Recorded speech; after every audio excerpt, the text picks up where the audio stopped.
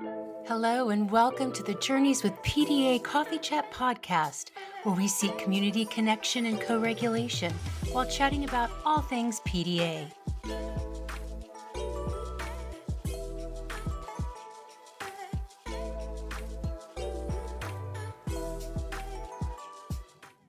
Hello, friends. This is Heather. Before we dive into our next episode on double empathy problem, I'd like to offer a note of transparency for our community.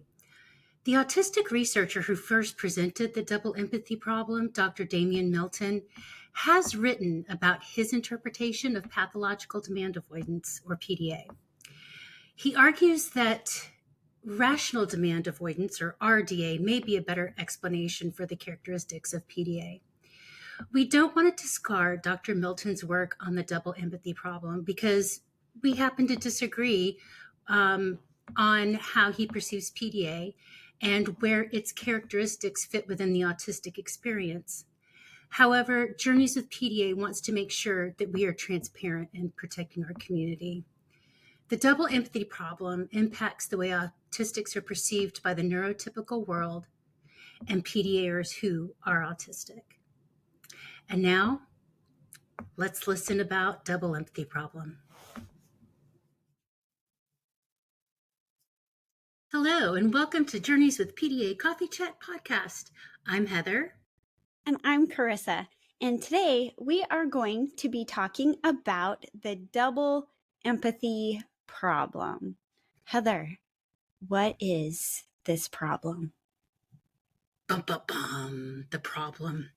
So, the double empathy problem was coined by the autistic researcher Damian Milton. And he suggests that empathy is a two-way street and that both neurotypical people and autistics can struggle to understand and to empathize with each other.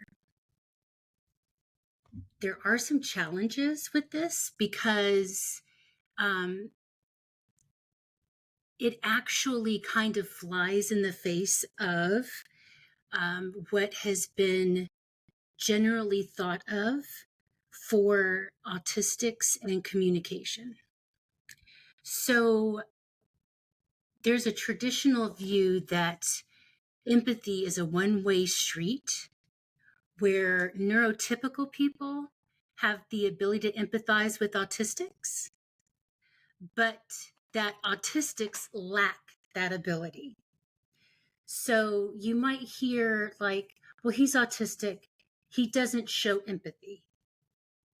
She's autistic, she cannot empathize with what's going on.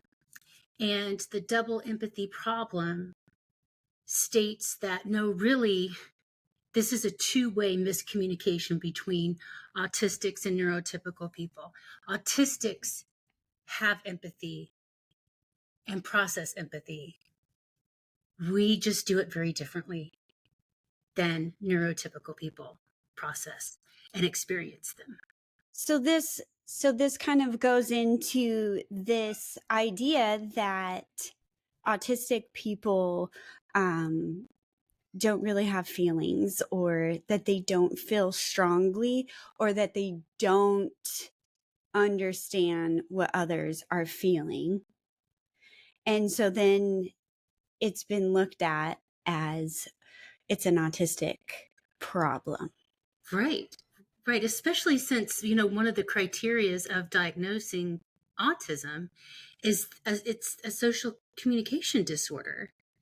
And it's a social communication disorder when looked at through a neurotypical lens.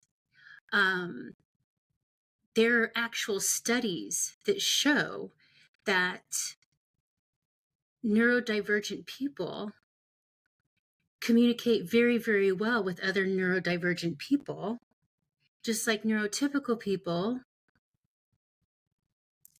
communicate very, very well with neurotypical people. It's just when you get a mixed group of autistics and neurotypical people where the communication breaks down.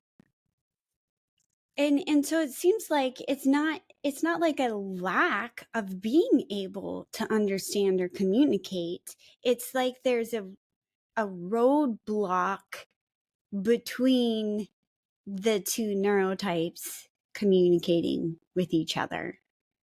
Right. And it's not that I don't have empathy or I can't empathize. I'm just going to do it different. Very differently. Yes. It's interesting because I'm in a mixed um,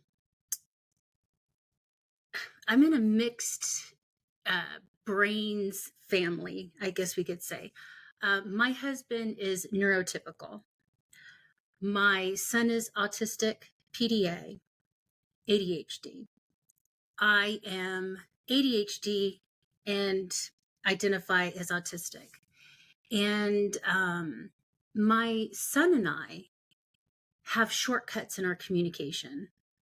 You know, my husband seems to think that there's shortcuts in communication when really it's not. It's just that we can cut out a lot of things, and we have that understanding of each other, and we have that autistic type of communication and understanding.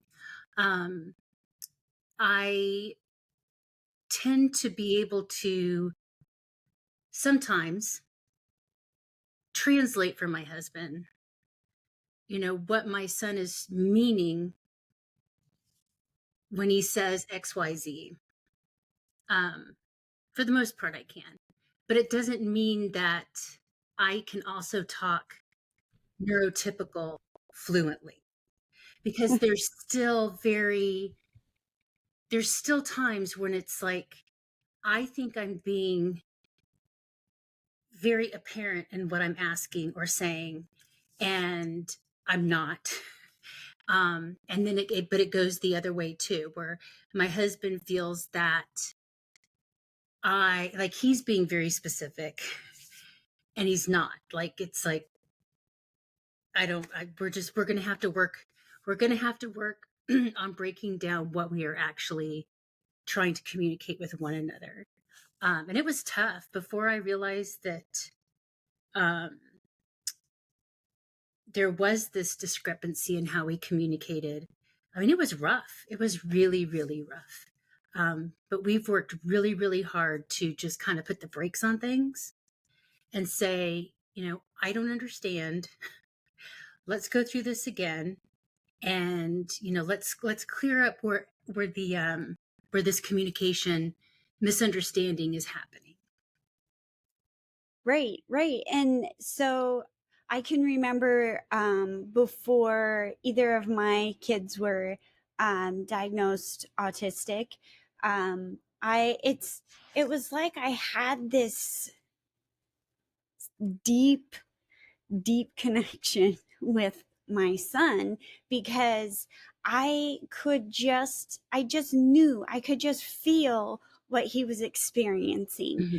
And he was really late in being able to like fully express himself, and very, what we thought was like shy, quiet, kind of timid.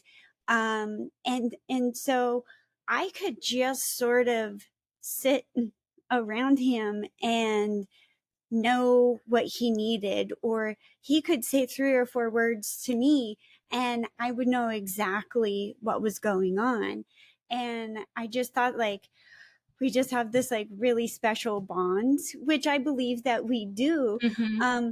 But it wasn't until later that I realized that bond is actually that both of our brains are working on the same track.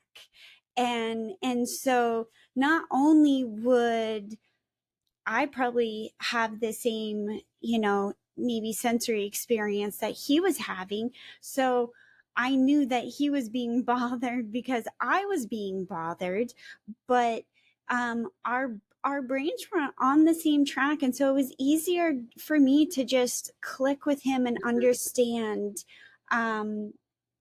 what he was trying to express or what he needed.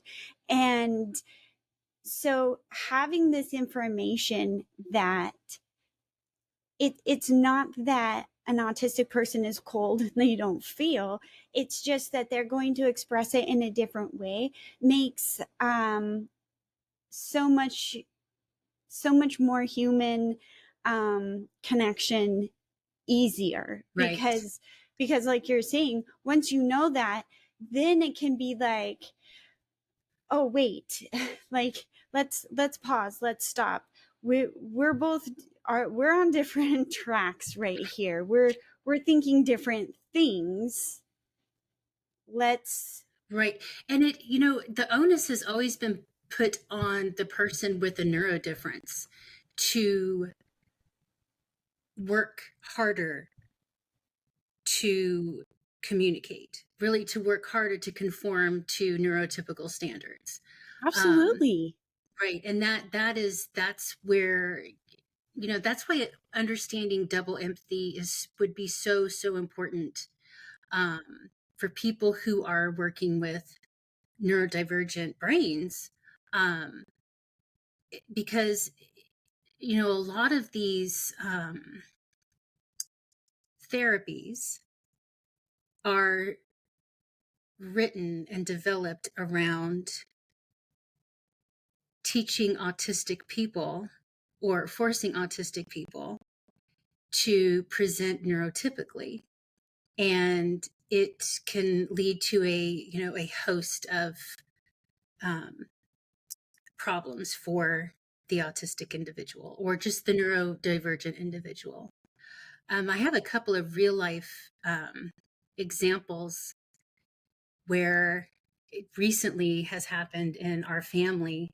Um, one of which was my son likes to watch wrestling, and my husband will go down and watch wrestling with my son in the lower level of the house. And recently, my son came up and said, "Hey, Dad, are you going to watch wrestling?" And he's like, "Yeah, I'm gonna, but I've got to do XYZ first. I've got to do this and that and the other." And my son went, "Okay," and went back downstairs. And I just looked at my husband and I said, he wasn't really asking you if you were going to watch wrestling. He's inviting you to go watch wrestling. That was an invitation for him. And he goes, "Oh." I said, "Yeah. So, maybe not do XYZ, maybe just do X and then go down there and, um, he's inviting you in." Right. That's such a good example of that autistic person really wanting to connect and engage, which is the other thing that we hear is like autistic people don't engage well with others. Well, it's probably because you don't understand the Right. invitation. And so yeah, that was an invitation of he wanted to watch wrestling. He wanted Dad to watch it with Mm-hmm. him, and came and said, you know, in his mind, he was like, "Hey, Dad, will you watch wrestling with me?" That is what he thought he expressed, and but that's that disconnect between autistic and a non-autistic. Communication. Yeah, Yeah. yeah. And then, So and in helping, going the other way, and in helping my son try to understand neurotypical talk, or speech or communication here, we, at the end of last year, we finally bit the bullet and had to purchase another vehicle.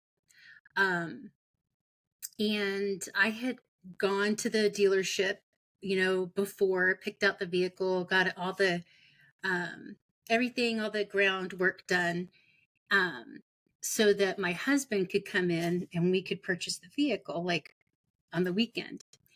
And my son wanted to come, and I'm like, "Dude, like this, this is this isn't like they're just going to hand us the keys and we're going to drive away. That buying a car takes a very, very long time. There's a lot of paperwork. There's a lot of just sitting. There's a lot of, just, he's like, oh, no, no, no, I want to go. I want to go. Okay. So we go to the dealership. And, we were sitting in the salesman's little office, and there were piles of paperwork to sign. And in the middle of this, my husband and the salesperson start talking about football. And my son, who he was doing the absolute best that he could, was like, under his breath, he mumbles, why in the hell are we talking about football? And I just kind of leaned over to him and I said, this is small talk. And this is what neurotypical people do. And under his breath, again, but loud enough for me to hear, was F me.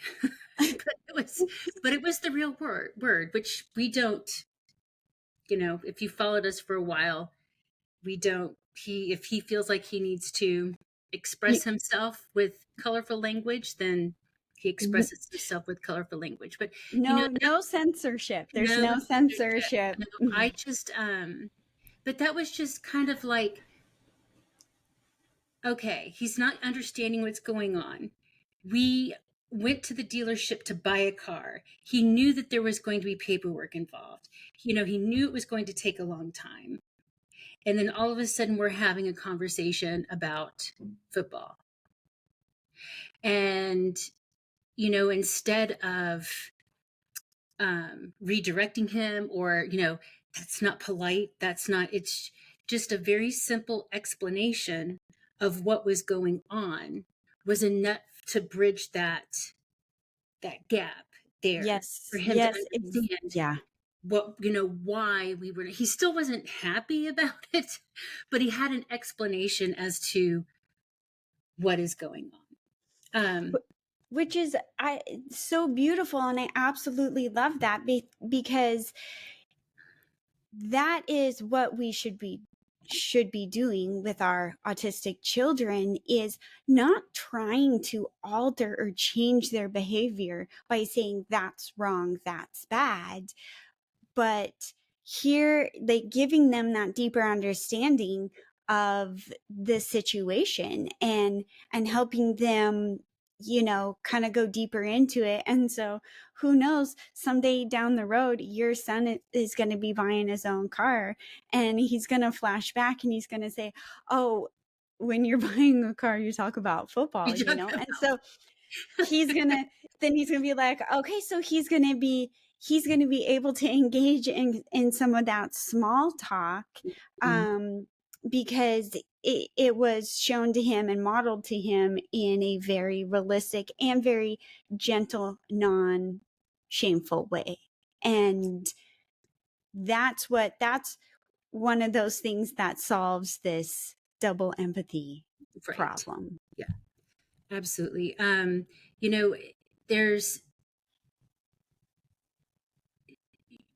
There are some, I don't want to say guidelines, but there are ways of guiding someone or two parties through this, this situation. Be curious about somebody else's perspective. What do you mean by that? Can you give me an example of that? Checking for understanding. And just remembering that it's not the responsibility for the neurodivergent person to conform to neurotypical social conventions. Yes. Because it's exhausting. That we've had a podcast and we've talked extensively about autistic burnout. And this is the communication differences and having the onus for clear communication beyond the autistic is something that does lead to autistic burnout. Yes, and it also leads to major frustration. It can lead to kind of a feeling of like shame or defeat. Mm. Um, when I'm trying to express myself and I'm saying it, and this, and that other person is not understanding what I'm trying to say, and I keep going and I keep going, but somehow it's all on me, or it's all my responsibility to somehow pick and find the right words to essentially find the neurotypical language for it that I don't have, because my brain isn't wired to connect in that Right. way. And Right. so then you can get into a place where then I didn't get across my meaning, and I'm frustrated, upset, and I walk away, and I kind of am going to be left with an unresolved situation where it's so important that if you are the neurotypical person and you're trying to work something through with that autistic person, whether it's like a partner, a spouse, or your child or a student, you need to also take responsibility to try and shift your perspective of what is this neurodivergent person trying to get across to me. What are they experiencing in this moment? And looking beyond now they're just emotional, they're just dysregulated, they're having a meltdown. Look past that, and that they probably are having a meltdown because they cannot get across what they need. Right. And so it's absolutely exhausting, and it's very discouraging. And we also know that if I get into a social situation and I leave it discouraged and frustrated, I'm not going to be quick to jump back into that. And I think that's why you also find autistic people, they either really prefer to be around other neurodivergent people, or why they do choose to disengage, because they're like, man, It's it's just so hard. hard. And it's not just it's not just verbal communication. I mean, it is verbal communication, but there's so many other nuances to communication. Ah, Um, yes. one of, like, and when you have the neurodivergent brain, typically tries to pick out patterns and apply the rules that they've learned to the situations in which they said these rules apply. And that's not how communication works, because we have neurotypical people can say one thing but mean another thing, or there's little um, inflections in the voice or nonverbal communication at the same time as verbal communication. And the neurodivergent brain just doesn't pick up on those things. So when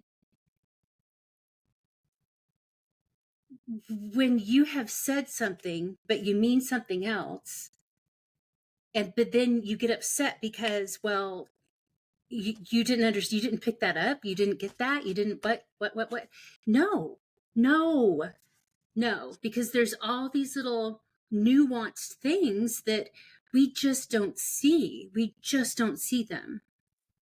Well, and I think about myself, and I might be able to see it, but I'm not going to add up those Right. things. Yes. Like, Yeah. I don't have the right formula.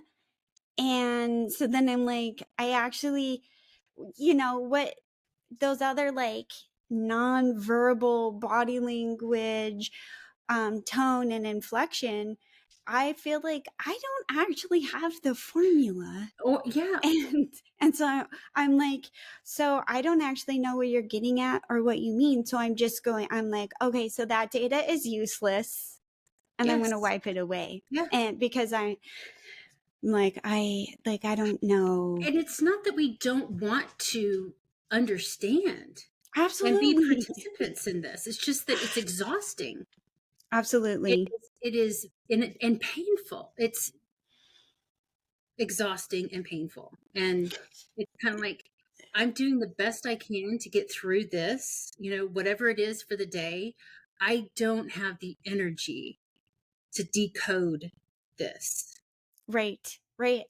I have spent, I think, my entire life always being told, you take everything so literal.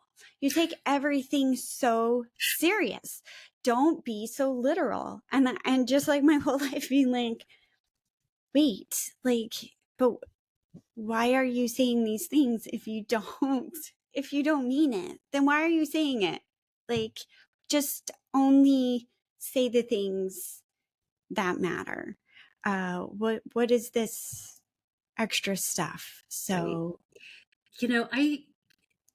I grew up in the deep South, and beating around the bush is an art form, because being direct is just being rude. Like, it mm, just, you have to put on layers upon layers of stuff so that what yes, you were trying to say doesn't come across as offensive or rude. yes. Um, yeah.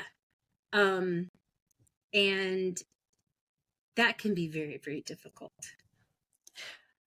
Oh, so, yeah, so much. Because it's like I again, I don't have the formula. No. The other thing that I have heard over and over my entire life is, I am too direct. You are you are too direct, and you're too harsh.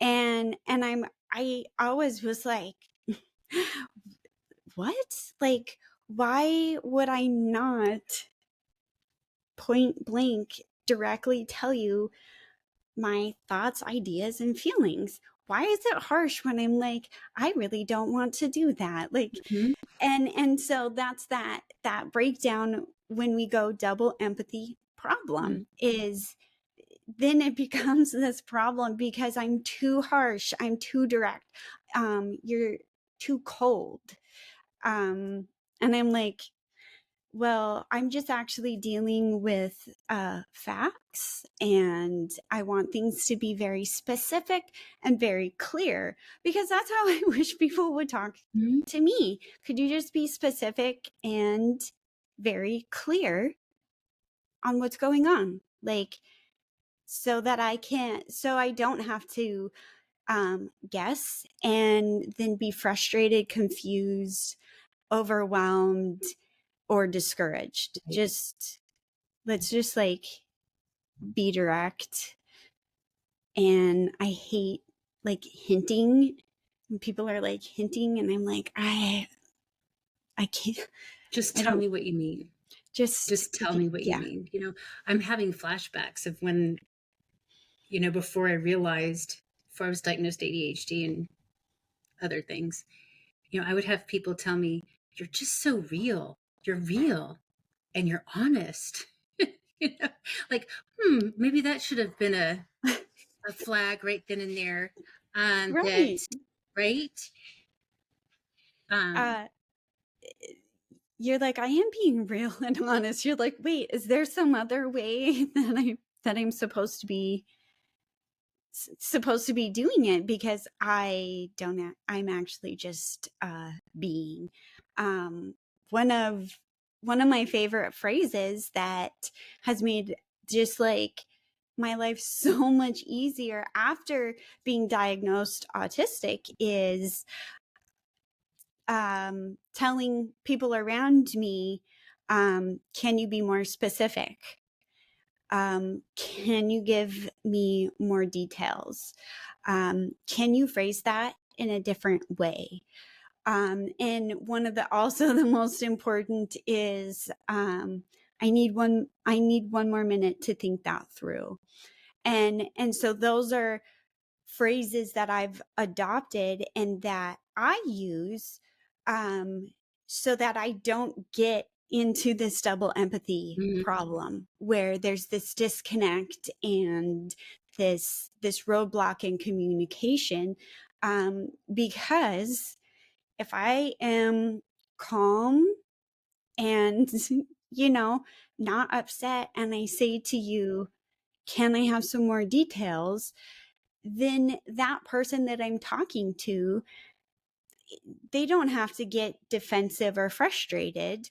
It's easy for them to go, oh, here's some more information about that. And so it helps to really break down that roadblock in miscommunication. Yeah. I've been trying really hard to normalize that myself, like communicating to other people that I may misunderstand something. And if I do, please correct me. Or, not correct me, but please try to help me, understand what you were trying to get across. Because it will just make things so much easier. I just keep remembering different examples in my life of when um, the double empathy problem has come into play. Yeah, and I think that it's also really important, even if you're a neurodivergent parent and you have neurodivergent children, to realize that if you're an adult, you've had a lot of time and experience to sort of live through this Mm-hmm. double empathy, and you have been able to pick up some hints and tricks. And your child, even if they're teenage or younger, they don't have that social experience yet. And so you can still have this kind of miscommunication with your child, or even if it's a student, because their perception and their ability to communicate, so they haven't had all that experience. Right. And so I think that's why sometimes when we allow our kids, especially with us, we're forced to do it with our PDA kids because they need it to live, is this really authentic, very honest, and very real just way of life. And so they can sound very harsh, or they can sound very rude.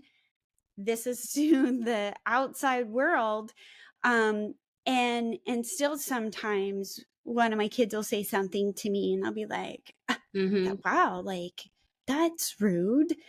And I have to remember, okay, wait, they're not rude and they're not being disrespectful. It's that communication barrier of, they're just getting straight to the point. They're just Mm-hmm. being authentic. And that's what I want for my kids. Mm-hmm. I want them to just be very authentic in how they feel and how they express that. And so keeping that in mind as a parent, especially with my anxious PDA, sometimes she's going to sound harsh. And I never want to put that shame experience onto her like I had. And so if I feel like she's being too harsh, then I need to sort of slow down and Right. get like on the right track Mm-hmm. with her. What is it that she is trying to express to me, instead of jumping into correction or discipline? Don't talk to me like that. You need to watch your language. Yeah. Ex- exactly. And that even goes back into like not censoring Right. how your son is going to talk in public. Mm-hmm. Yep. Um, if that's how he can best express himself, and if he was whispering, like, thank you, that's, Right. that actually does show a great level of respect for the Yep. others around, that he chose to even whisper it. But that letting them really express themselves however they're able to, and just being really patient and really, really listening to what it is they're trying to express makes a Right. huge difference in them. And I think that also helps it get easier. Yes. Yes. Because you're just, yes, you're creating those pathways in the brain to make it easier. Right. I keep if you are out there and you're still wondering, like, maybe you're not understanding the double empathy problem. I have two examples, again, from real life, but this is more of a collective experience for the population out there. Um, if you remember the internet dress sensation, the viral dress, where um, a dress was put out on, it was a meme, and the question was, is this a blue or black dress? Or is this a white and gold dress? And you had factions of people who swore up and down that it was a blue and black dress, while the other half swore up and down it was a gold and white dress. That, I believe, is a perfect example of double empathy. If your brain was taking in the sensory information, and your brain was telling you that dress was blue and black, you were going to swear up and down that dress was blue and black. And the same thing would be said for the gold and white camp. That is what the difference is, you Oh, know? it's such a good example, because and you can like look it up and read more about it, Mm-hmm.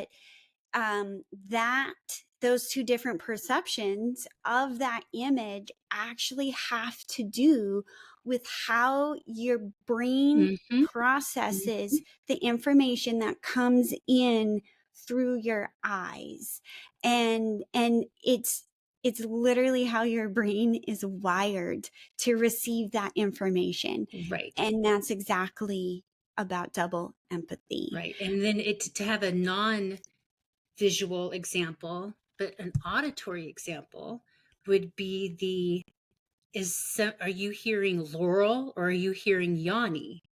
That went around for a while. It's how your brain is picking up that sensory information from your ears. People who hear Laurel are going to swear it's Laurel, and people who hear Yanni are going to swear it's Yanni. Right. And if I hear Laurel and you hear Yanni, and I say to you, no, this is what it is, I can't just tell you no and you're going to hear it differently. Right. It's not going And to happen. we can't sticker chart Yanni into anybody. No. We can't write a goal that says, 4 out of 5 opportunities, so and so is going to hear Yanni and not Laurel. So, Exactly. right, right. So we can kind of, if we think about things that way, we can kind of think about how ridiculous some things can be. Well, and it's also not about like, we can't teach you to To hear it. There's not like steps, you know, there's not any kind of like therapy that's going to change that, because it is how your brain is wired to take in that information. And that goes into one of my huge passions is allowing an autistic person to be autistic, and authentic to that, and then not shameful. right. So there is no shame that I hear Laurel instead of Yanni. It just means that I'm different. I'm not less. I'm not broken. I don't need some sort of like special training. I'm just different, and it's okay that I'm different, and there's no shame in that. And breaking down that stigma of, well, if you don't do it this way, then actually you're wrong. Right. And Correct. you need to figure out how to do it the other way. And that's even where you get into that autistic masking of where it's, well, I hear Laurel, but you guys all hear Yanni. And I'm looking around going, oh, yeah, I hear Yanni for sure. Obviously, right? Yeah, Obviously, yeah. And then I have to pretend to always, go with the flow, but it comes at a cost to me in energy and really even like joy, peace, and fulfillment Yes. in my Yeah. life. Yeah. Having an authentic soul. I mean, when you're having to try to convince yourself that you're wrong because everybody around you is saying that, no, it's the other word and not that word. Yeah. Yeah. Yeah. And that's a big weight to have to carry. And that's why we're talking about double empathies, because we want people to understand that it is a two-way street, and everybody needs to be able to be flexible and adjustable for that other person. And it's not an autistic problem. Right. Yeah, because if you were one neurotypical person in a room full of autistic people, you know, that person would be the odd man out. That person Right. would be the one that would be perceived as having the social communication disorder, not not the autistic. Absolutely. And there's studies that show when autistic people are all together, or neurodivergent people are all together, and there's a big group, um, there seems to not be communication barriers. Right. Everybody, they click and they flow. And so I also find it really interesting because I tend to not even realize I am more drawn to socialize with neurodivergent people. And it's usually not until like way later after we're friends that I'm like, oh, okay. Now I know why we're friends, because actually our brains just flow better together, and we understand each other. And that's one huge reason why, Heather, you and I do so great together, is because our brains are on the same track. And so then we just can really understand what each other mean. And Right. Yes. And the study, the main study um, that proved that the double empathy problem is actually a thing, actually centered around the child's game of telephone. And the researchers had one group of just neurotypical people. I think it was 8 people. It was a chain of 8. Um, and the information got passed along, starting with the first person and ending with the last person. And for the most part, the information when it went to the last person was pretty much what was given to the first person. And the same for the neurodivergent group. It was when you had a mix of neurodivergent and neurotypical people where the communicate, like, it was just like nothing. What the first person heard was not what the last person received. Um, so it's fascinating. It's just it is I fascinating. find it absolutely fascinating. Well, I also think that we both find that fascinating because it actually is Right. validating our life experience. And you go, oh, Mm-hmm. like that's why it's always been so hard. That's why, you know, that's why I'm always confused. And so it really does validate that Right. life experience. Yes. Yes. I just had another flashback, a real life flashback from when I was in college. And it was, so I went to FSU, and our mascot were the Seminoles. So we were Knowles, we were Seminoles. That was our mascot. And they were having some kind of like, it was like a student fair day or something. And I went up to a booth, and the booth was Stump a Knoll. And they would ask you trivia questions.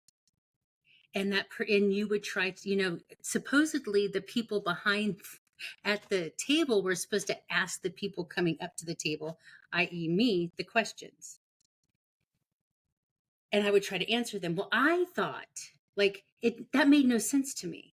They were the Knowles, and they should be answering the questions. Like, and I just remember getting to this like round about, this circular conversation with these poor people behind the table going, they're like trying to convince me that I'm supposed to answer the question. And I'm trying to convince them that they need to give me the questions so I can ask them because they're the Knowles behind the table.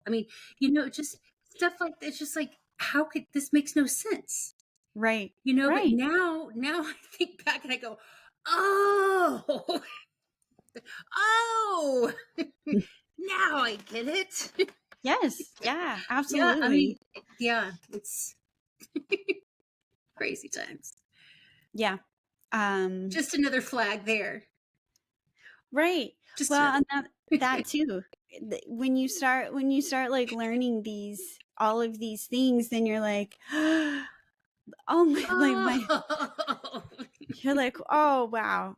yeah, You're like, I just got clued in on like half of my life. right. You're like, oh, okay, good to know. That's right. And okay, I'm like, how am I going to actually absorb this and be able to like grow in it?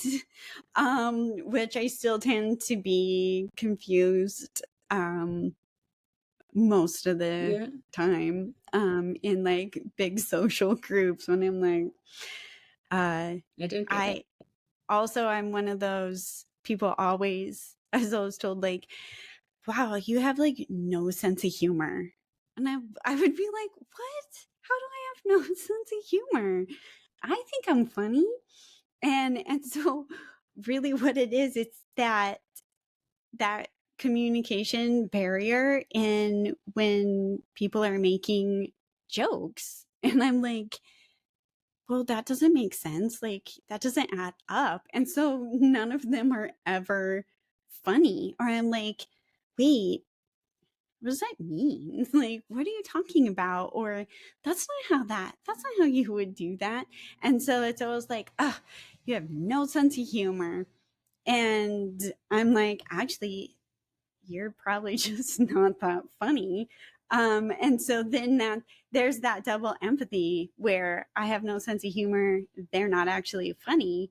But it's just that communication style Hmm. between the two people does not does not add up um, to being funny. And same with sarcasm. We say sarcasm is outlawed in my house. They don't even go there. Don't do it because I I don't pick up sarcasm. And so then I'm like, why are you rude right now? What?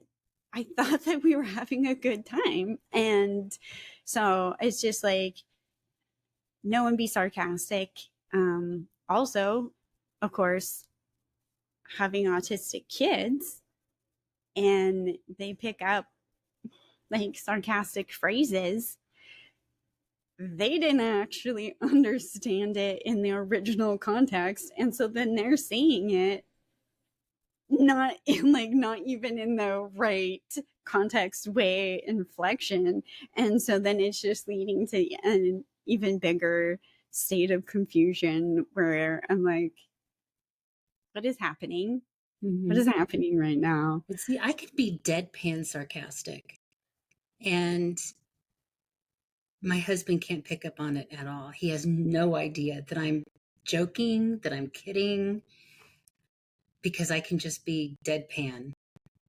And it's just not obvious to him. And vice versa. It's like, yeah.